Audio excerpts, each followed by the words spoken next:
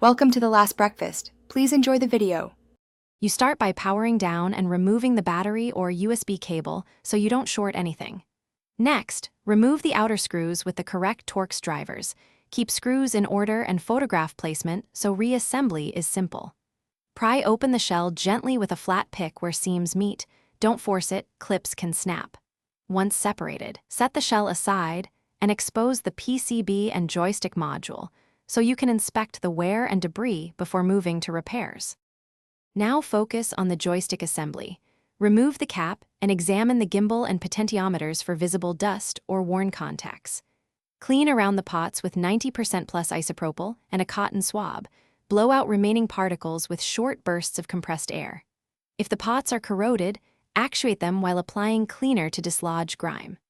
Once clean, check solder joints for cracks and the plastic gimbal for broken tabs. These problems require replacement or resoldering in the next step. If parts are worn, replace the potentiometer or plastic gimbal with an OEM or reputable third-party unit because cheap parts often fail again. Reflow any cracked solder joints using a small iron and rosin flux. Secure components and trim excess leads. Refit the shell and all screws in the photographed order, then reconnect battery and test the stick response on the console to ensure dead zones are gone. If drift persists, recalibrate in settings or repeat cleaning.